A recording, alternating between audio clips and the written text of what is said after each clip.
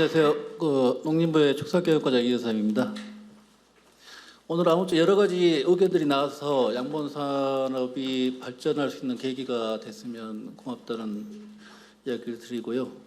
일단 저희들이 아까 말씀하셨다시피 22년 5월에 이제 양봉산업 종합대책을 발표를 했습니다. 그런데 이제 여러 가지 전문 분야이기 때문에 저희들이 산림청, 그다음에 농진청, 검역본부 이렇게 각 파트별로 구분을 해서 자기 이제 전문 분야가 있지 않습니까? 그래서 아까 말씀하신 대로 산림청에서는 밀월수, 농진청에서는 요양보호 보급이나 여러 가지 이야기를 하고요.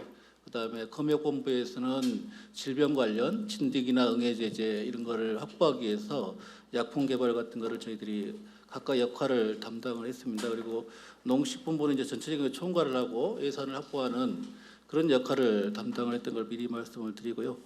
전체적으로 이제 아까 사양꿀 이야기도 하셨는데 20년에 저희들이 이제 8월에 이게 본격적으로 시행이 되고 입법화 됐지만 저희들이 18년 정도에 보면 기존에는 이제 설탕꿀이나 이렇게 사양꿀이 나오는 게 양이 적었었어요.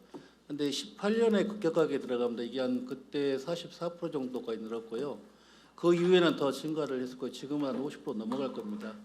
근데 이게 볼꿀 자체는 이제 축산업에 들어가고 가축이란 정의에 들어갑니다.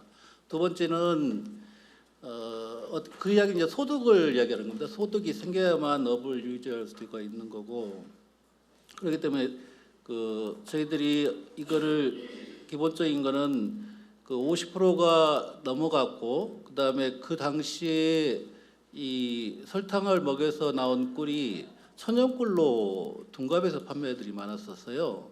그래서 이걸 제도화 안에 들어오고 이걸 식재료로 좀 쓰자 이런 이야기가 나와서 저희들이 소비자 단체나 여러분들하고 논의를 해서 사양꿀이라는 명칭을 붙이고 제도화를 시킨 거고요. 그리고 또 식약처에서도 그걸 받아들여서 이 입법화된 거로 이제 저희들은 알고 있습니다. 그리고 진행을 했었고요. 전체적으로 이제 실종의 원인은 어떻게 보면 저희들이 지금 250만 군 전체인데 우리 밀월수 국내 토지의 밀월수를 보면 적정한 게 110만 군 정도로 생각을 하거든요.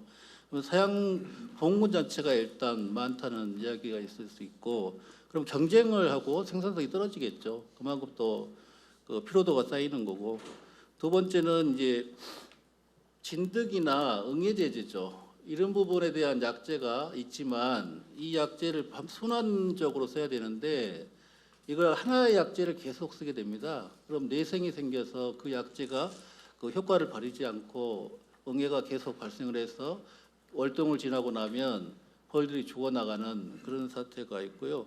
세 번째는 이제 기후변화라고 생각합니다. 그런 기후변화에 대해서 이제 저희들이 계속 연구 영역도 했지만 지금 연구 영역을 보면 기후변화에 대한 영향 흑히 또 나타나지를 않고 있더라고요. 그래서 저희도 의아를 했는데 단지 이제 채밀기에 저희들이 비가 온다거나 아카시아 꽃이 피었는데 채밀을 해야 되는데 그 기간에 이제 비가 와버리면 꽃이 다 떨어져 버리지 않습니까? 그러면 또 이제 천연꿀 생산이 줄어드는 그런 상황이 계속 이어지는 있다라고 이야기가 되고요.